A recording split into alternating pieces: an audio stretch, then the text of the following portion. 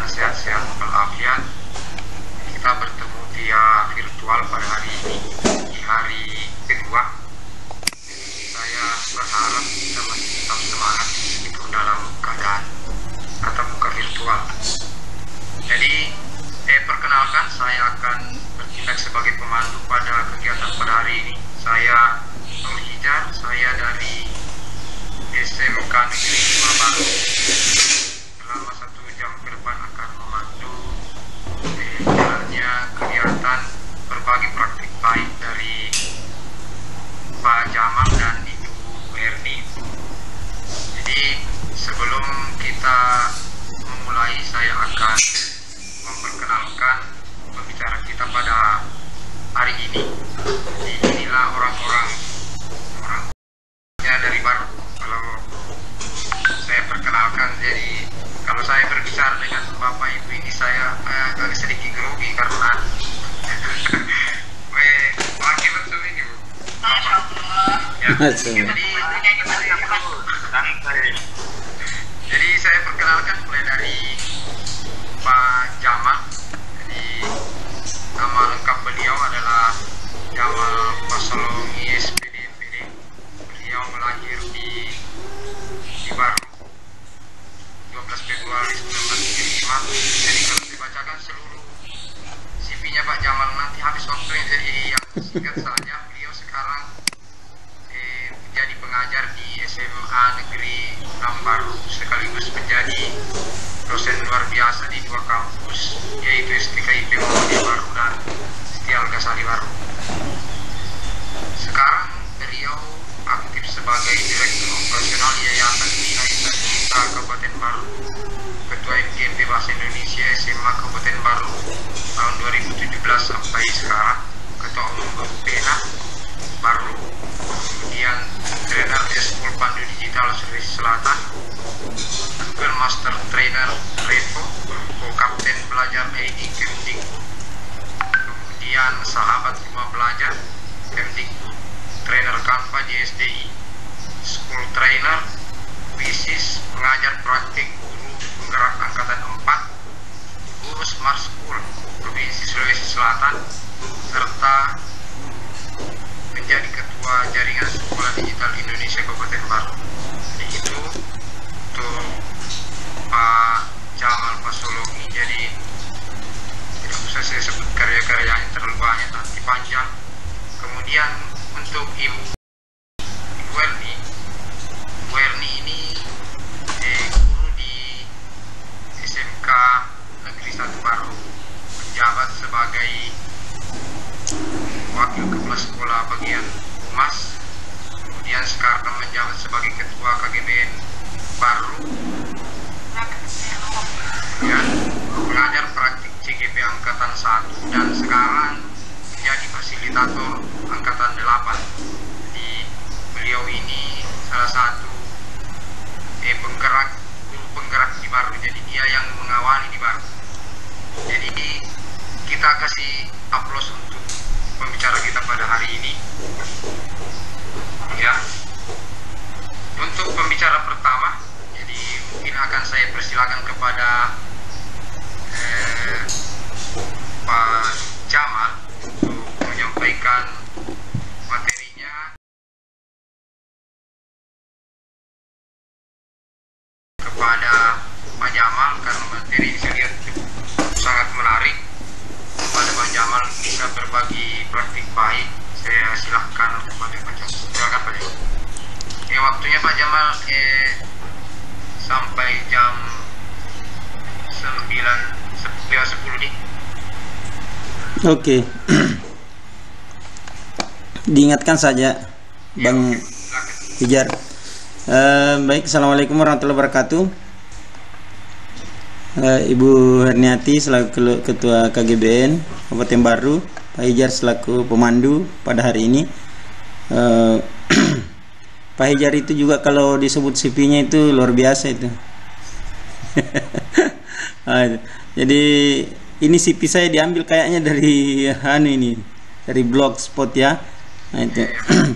Ya, oke, Bapak Ibu sekalian, hari ini Hari kedua kita untuk TPN 9, dan tentu kita perlu berterima kasih kepada Bu Erniati sebagai penggagas kegiatan ini di Baru, sehingga kita bisa bertemu dan bertatap muka lewat dunia maya ini. Bapak Ibu sekalian, hari ini adalah berbagi praktik baik. Sebenarnya yang disebut praktik baik itu adalah segala sesuatu yang pernah kita lakukan di sekolah, dan semua kita, baik Bapak Ibu guru, itu pernah melakukan praktik baik, pasti pernah. Tidak ada guru yang tidak pernah melakukan praktik baik. Hanya praktik baiknya Bapak Ibu guru itu tidak ditulis, ya, atau boleh jadi ada yang pernah tulis, cuma kemudian tidak dimasukkan di dalam kegiatan pembicara di TPN 9 ini. Jadi kemungkinan besar nanti kalau misalnya sudah mengikuti TPN 9 ini, itu bisa nanti jadi pembicara di TPN 10 insya Allah di tahun depan, Bu Ernia. Ya, jadi teman-teman yang hadir di sini itu pasti sudah melakukan praktik baik. Karena praktik baik itu adalah apa yang kita lakukan yang baik di sekolah. Adakah hal yang buruk yang kita lakukan di sekolah? Tidak ada. Semua yang kita lakukan di sekolah itu bertujuan untuk kemudian meningkatkan kemampuan siswa kita, penerimaan siswa kita. Hanya mungkin karena saya tulis dan kemudian saya masukkan di TPN 9 sebagai materi, maka kemudian dikurasi, diterima, ya, barulah kemudian bisa hadir di tempat ini. Jadi tidak spesial dan tidak hebat-hebat amat, biasa-biasa saja. Dan ini bagi teman-teman pasti semua sudah pernah melakukannya. Saya ya.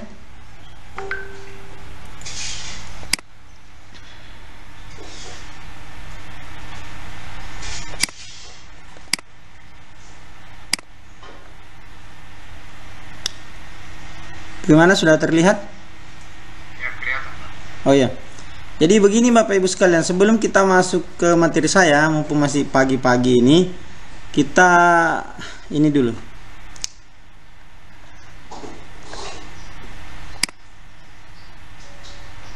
Ini sudah terlihat kode kelasnya Pak Ijar? Sudah, Pak. Oke, kita masuk dulu ya.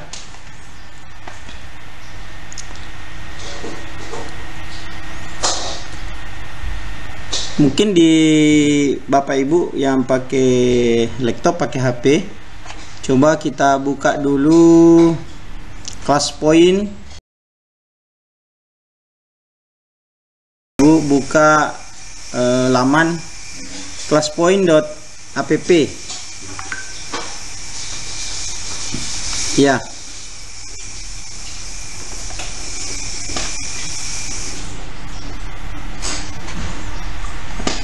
Yang kemarin sudah bergabung itu sudah pernah buka, maka dia ada di sini. Di sini sudah 72 orang yang buka dari kemarin. Kalau ada tambahan hari ini yang belum membuka kemarin itu, maka itu sudah bisa masuk. Bagaimana Bapak Ibu, sudah dapat classpoint.app? Sudah ya? Oke, kalau sudah, masukkan kode ini di atas. Bisa diketik di ini Pak Ijar, 67210. 67210. Oke, tulis di chat grup Pak Ijar. Oke, 67210. Kalau sudah masuk kode ya. Nah, sekarang kita berpindah ke sini.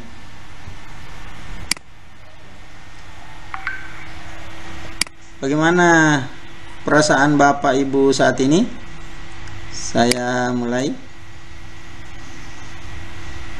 Silakan Bapak Ibu direspon. Ditulis saja di bawah situ.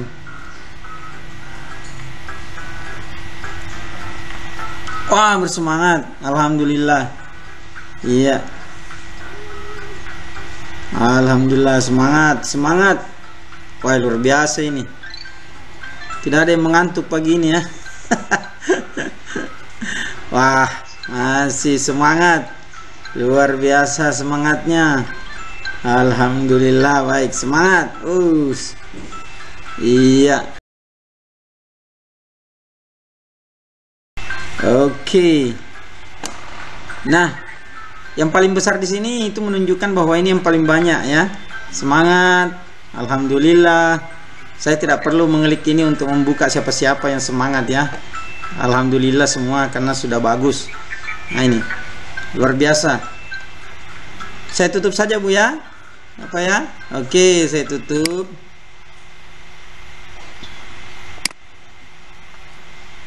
Ternyata perasaan Bapak dan Ibu saat ini luar biasa.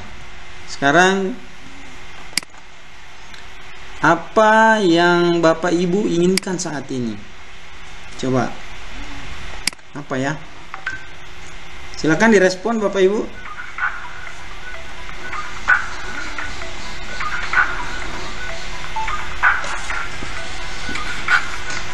Ya, silakan diketik responnya apa yang Bapak Ibu inginkan.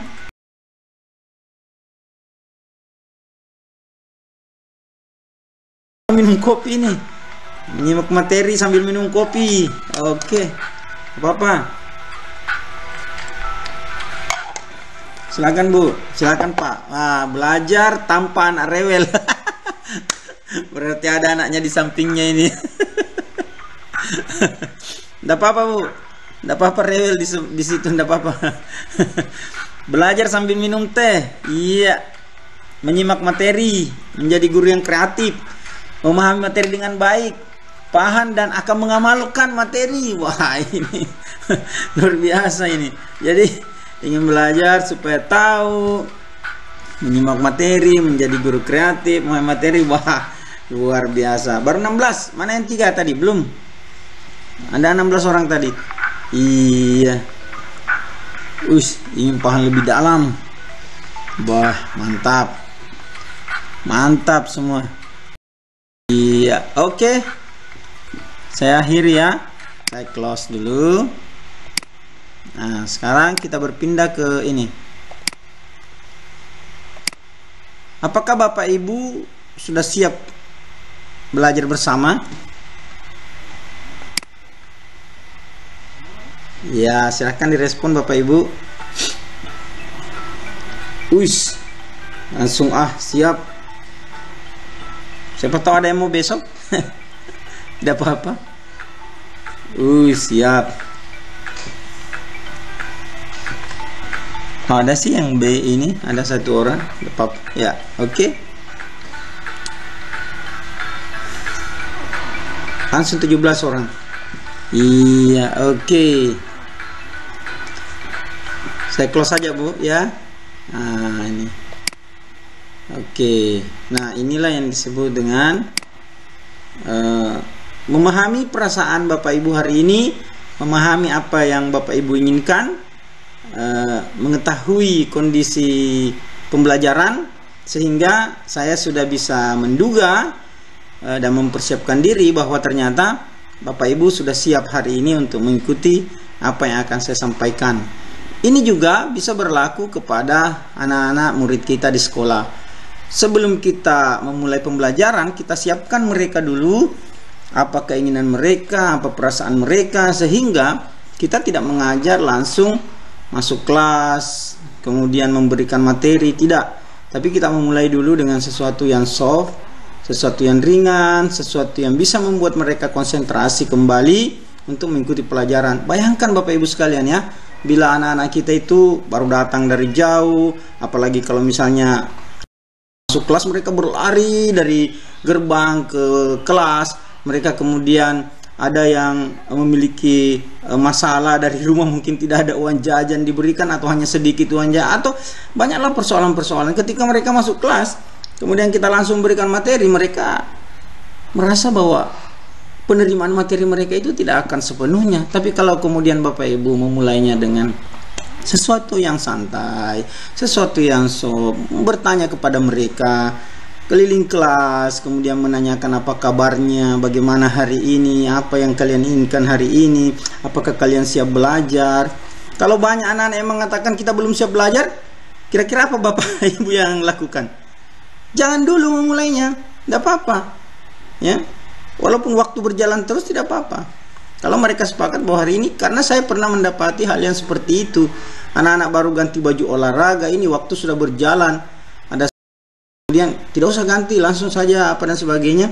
Ada juga yang ganti, jangan dulu Pak Bu masuk karena kita belum siap dan seterusnya. Nah ini semua sangat bergantung kepada kemampuan kita untuk kemudian menganalisa atau menganalisis kebutuhan-kebutuhan siswa kita di awal pembelajaran. Kegiatan tadi ini disebut dengan class point, dapat dipakai di Bapak Ibu, nanti akan kami latihkan dalam waktu dekat. Oke, sekarang kita masuk. Ini ada kata siapa ini? Ini ada kata Pramudi Anantantur. Orang boleh pandai setinggi langit, tapi selama ia tidak menulis, ia akan hilang dalam masyarakat dan dari sejarah. Karena menulis adalah pekerjaan keabadian. Pak Hijar itu guru sejarah. Dia pasti tahu betul bagaimana apa yang disebut hilang dari sejarah, Pak Hijar ya. Hilang dari sejarah itu berarti Anda tidak dibicarakan. Kemudian kenapa orang membicarakan Soekarno? Kenapa orang membicarakan ulama-ulama besar kita? Kenapa masih banyak orang yang membicarakan penulis-penulis dulu? Karena mereka mereka menulis. Ada hal yang mereka simpan hari ini. Ada hal yang kita bisa baca hari ini. Masih ada tadi malam yang saya dapatkan. Saya juga mengikuti tadi malam satu kegiatan pelatihan menulis cerita anak. Sampai jam 11 malam itu tidak mau berhenti. Pesertanya sampai 700-an seluruh Indonesia. Luar biasa. Ada satu kata dari Sayyid Qutb yang mengatakan begini, satu peluru itu hanya bisa menembus satu kepala, tapi satu tulisan itu bisa menembus ribuan kepala. Ini luar biasa. Ini salah satu hal yang kemudian menjadikan slogan resmi dari penguatan literasi sekolah itu bisa dalam hal menulis. Walaupun tidak semua literasi yang kita maksudkan itu adalah menulis dan membaca. Jadi ini hanya literasi dasar ya. Literasi dasar itu adalah menulis dan membaca. Saya juga salah satu instruktur literasi dasar dari Balai Bahasa yang sudah pernah bertugas. Nah itu oke. Nah sekarang apa yang saya mau bagikan hari ini Bapak Ibu sekalian? Di TPN ini kita dituntut untuk menulis apa yang disebut metode atap. Metode atap ini nanti mungkin juga Ibu Erna akan jelaskan. Luar biasanya metode atap ini itu sama kalau Bapak Ibu membuat praktik baik atau membuat PTK ya, best practice dan sebagainya, Bapak bisa memulai dengan metode atap. Metode atap itu ada awal, kemudian tantangan, kemudian ada aksi, dan kemudian pembelajaran. ATAP, atap. Jadi metode atap persis seperti slogan atau simbol dari KGBN itu ya. Metode atap ini itu dimulai dari awal. Sebenarnya apa masalahnya sehingga saya membuat best practice ini atau kegiatan awalnya apa, di mana letak persoalannya, kenapa saya kemudian harus menulis atau harus melakukan aksi atau harus kemudian melakukan best practice ini. Maka masalahnya awalnya di sini. Awalnya itu murid merasa kesulitan untuk mengembangkan ide. Saya kira di mana-mana begitu. Ya. Mereka ide mereka dalam menuangkannya dalam tulisan. Setelah saya amati, tampaknya asal usul kesulitan itu dari guru. Saya tekankan di sini Bapak Ibu sekalian ya. Saya sudah sampaikan kemarin pada kegiatan sebelumnya ya, bahwa masalah kita di sebahagian guru itu, saya mengatakan tidak semua, sebahagian guru itu adalah tidak melakukan introspeksi setelah selesai pembelajaran. Itu yang disebut dengan refleksi.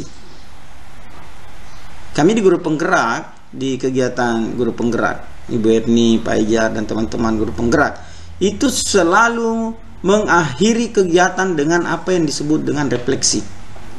Nah itu sangat jarang kita lakukan Bapak Ibu sekalian, merefleksikan apa yang kemudian menjadi persoalan kita di kelas selesai pembelajaran ya. Tidak ada refleksi, tidak ada umpan balik. Nah, saya melihat persoalannya di sini. Persoalannya itu tidak selalu dari siswa, berasal dari kita, dan kemungkinan besar lebih banyak berasal dari guru, Pak. Jadi Bapak Ibu sekalian, masalah pembelajaran itu apakah kemudian tersampaikan dengan baik kepada anak, itu lebih banyak berasal dari guru. Saya tekankan ini, bukan dari siswa. Lebih banyak berasal dari guru. Untuk menenangkan siswa di dalam kelas, untuk kemudian agar mereka bisa berkonsentrasi, untuk mereka bisa menerima pelajaran, siapa yang mengawal itu? Kita, para guru. Nah, masalahnya kita tidak pernah mengintrospeksi diri bahwa sebenarnya saya yang salah. Yang kita salahkan adalah siswa kita. Memang ini nakal, ini memang ini, memang ini, memang ini, dan seterusnya. Akhirnya kita tidak memiliki refleksi yang bisa kemudian kita jadikan sebagai sandaran atau tahapan untuk memulai sebuah aksi yang menjadikan refleksi kita ini itu menjadi sebuah bentuk kemajuan. Nah, itu. Jadi asal usulnya dari guru. Saya mengatakan ini, Pak, asal usulnya dari guru ini. Karena masalah menulis itu, masalah mengembangkan ide itu adalah teknik. Makanya menulis itu adalah sebuah keterampilan. Nah, sebuah keterampilan kalau dia diasah, maka menjadi hebat. Bagaimana cara mengasahnya? Mengasahnya itu adalah kemampuan guru untuk kemudian mendapatkan teknik-teknik yang kemudian bisa mereka terapkan di sekolah, sehingga anak-anak ini bisa menulis dengan baik atau bisa mengembangkan idenya lah. Karena tidak semua anak-anak bisa menulis dengan baik, tetapi mengembangkan ide itu penting. Ya. Nah, oke. Di situ awalnya, Pak. Kemudian yang kedua, saya sudah mulai memasuki tantangan. Tantangannya sebenarnya apa? Tantangannya adalah bahwa di masalah menulis itu kadang kita memberikan beban kepada anak atau kepada siswa kita untuk menyelesaikan tugas sesuai dengan keinginan guru, Pak. Ya. Kita mengajar menulis itu memberikan beban. Saya tidak mau mengatakan tugas itu adalah beban, ya. Mungkin kita bisa berdebat bahwa tugas itu bisa menjadi beban kepada anak ketika tugas itu kemudian kelihatan dipaksakan, kemudian diharuskan, ya. Astagfirullah. Sorry Pak Ijar, ya. Oke. Jadi kadang mengajar itu menulis menjadi sebuah beban. Kemudian yang kedua,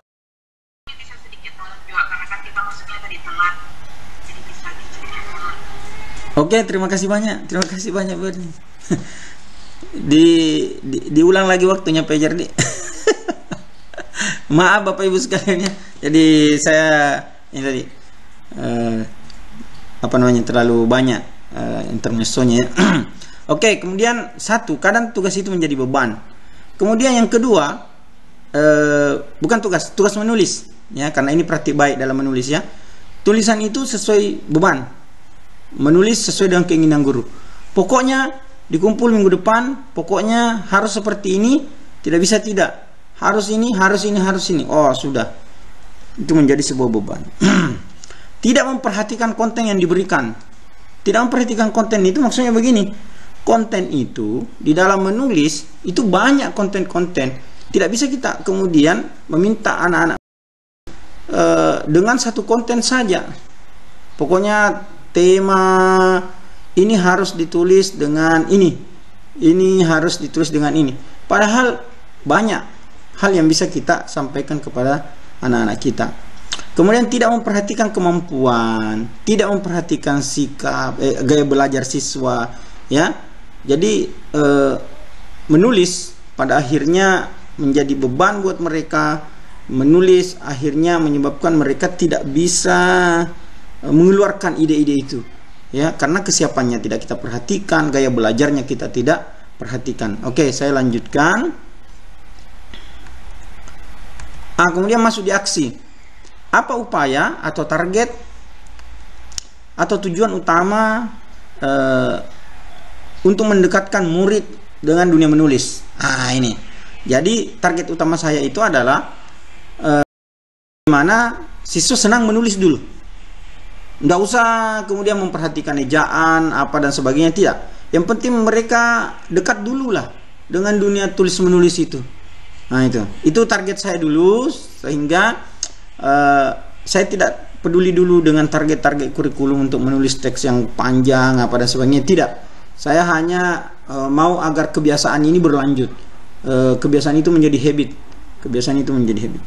Nah kemudian akhirnya saya buat seperti ini. Ini sebelumnya ya. Jadi sebenarnya saya itu ada 2 praktik baik yang sudah pernah dikurasi juga. Yang pertama itu adalah presensi literasi. Ini di atas ini. Kemudian kalau di presensi literasi itu berupa tulisannya apa saja. Jadi tidak ada pemaksaan di dalam menulis, apa saja. Pokoknya ketika siswa masuk kelas dia harus memperlihatkan apa saja. Ada yang menulis 1 kata, 2 kata, ada yang menggambar. Jadi perlu dipahami bahwa gambar itu juga adalah sebuah teks ketika dia bertujuan. Ya, ketika emoji saja yang dia gambar dan emoji itu adalah senyum, maka kita tahu bahwa hari ini anak ini senang. Ya, itu kan di SD itu. Jadi di SD itu nanti ada yang bertanya bagaimana cara di SD mengukur tingkat presensinya, misalnya kalau literasinya seperti ini. Tidak. Jangan disamakan SD, SMP dengan SMA. Kemampuan menulis mereka itu berbeda. Kalau di SD itu kemampuan menulis rendah misalnya, itu tidak harus menulis teks, karena gambar itu adalah sebuah teks ketika dia bertujuan. Menggambar saja emoji senyum, kita katakan apa hari ini bagaimana kabarnya semua, kita bagikan gambar emoji yang berbeda-beda. Kalau mereka kemudian mengumpulkan emoji senyum, bahwa hari ini mereka sangat bahagia. Kemudian yang kedua adalah blok literasi. Ini di masa PJJ ini, ketika kita tidak ketemu tatap muka, tapi saya menginginkan agar siswa juga tetap mempunyai habit atau kebiasaan menulis. Maka saya buat blok bersama dan kita menulis bersama di situ apapun yang kita tulis. Nah itu disebut dengan blok literasi. Ini bisa Bapak Ibu dapatkan di blog saya. Pak Hijar mungkin bisa menulis blog saya di Roncet. Mohon maaf Pak Hijar ya. Nah ini yang saya lakukan kemarin di awal-awal pembelajaran itu ketika kita masuk kelas, karena saya melihat tidak ada lagi kita sudah PJJ, sesudah PJJ kemudian kita masuk sekolah, kira-kira apa lagi ini. Saya coba ini saja, sticky note. Kenapa sticky note ini tiba-tiba muncul dalam benak saya?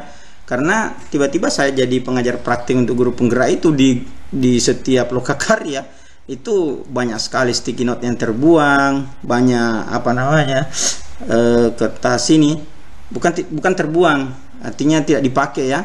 Akhirnya saya ambil, saya bawa ke kelas, saya coba-coba apa yang harus saya lakukan dengan ini. Ternyata saya lakukan ini, literasi sticky note. Dan Bapak Ibu pasti tahu literasi sticky note itu disenangi oleh anak-anak kita, karena mereka apa? Mereka ini menyenangkan dan membanggakan. Kalau mereka melihat karyanya, mereka bisa membaca bersama. Di sana ada ketawa, ada senang, ada gembira. Tidak ada kemudian yang datang ke papan cemberut, tidak ada. Mereka ketawa karena ada yang menuliskan hal-hal yang lucu, ada yang menuliskan status. Ini seperti pengganti status. Mereka mau menulis apa saja, ada yang menggambar, ada yang ini dan sebagainya. Kemudian kelebihannya sticky note itu, coba lihat. Dia bentuknya menarik, warna-warninya memikat, tampak seperti pelangi, memanjakan mata. Baru dilihat dari jauh, enak sekali, pasti orang tertarik untuk ke sana. Dan di sanalah tulisan-tulisan itu kemudian dihadirkan. Nah itu. Coba baca ini Bapak Ibu. Faktanya rasa kecewa yang paling menyakitkan itu datang dari seorang yang kuanggap istimewa.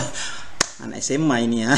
Sorry, anak SMA itu kan ada 2 hal dalam kehidupannya, kalau bukan percintaan, persahabatan. Nah itu. Kemudian dapat ditempelkan, terus dapat diisi dengan tulisan dan gambar. Harganya murah dan mudah didapatkan. Walaupun selama ini karena banyak hasil dari lokakarya itu saya bagikan saja. Saya yang belikan, saya ini kan, tapi kemudian anak-anak ada yang beli sendiri karena warnanya monoton katanya kalau dari Pak Guru. Nah itu. Oke.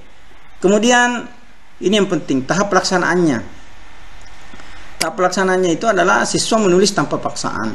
Siswa menulis apa saja, berbentuk curahan hati, status, kata mutiara, peribahasa, pameo, gambar, bahkan emoji. Siswa menempelkan sesuai dengan bentuk yang disepakati bersama, karena ada bentuknya segitiga, ada bentuknya yang terserah. Sticky note dapat memberikan kreasi agar terlihat lebih menarik dengan menulis dan tinta warna, gambar-gambar di sekeliling tulisan. Itu tahap pelaksanaannya. Kemudian pelajaran.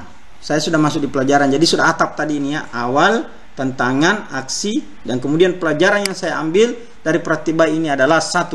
Siswa senang, bersemangat,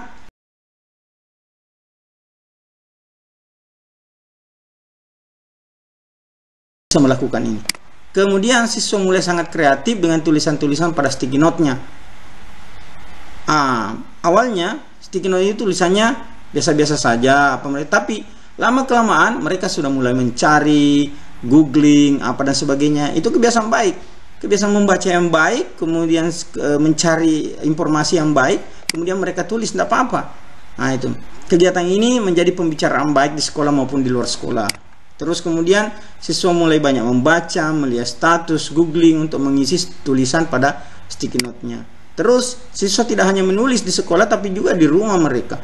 Ada tulisan-tulisan sticky note. Saya pernah diperlihatkan oleh anak-anak. Ini Pak, di rumah saya tempel juga di dinding katanya sticky note saya. Nah itu. Kemudian terdapat kegembiraan pada siswa saat membaca kembali literasi sticky note itu. Tidak ada yang susah, tidak ada yang sulit, semua bergembira, dan ini adalah sebuah praktik baik menurut saya. Sehingga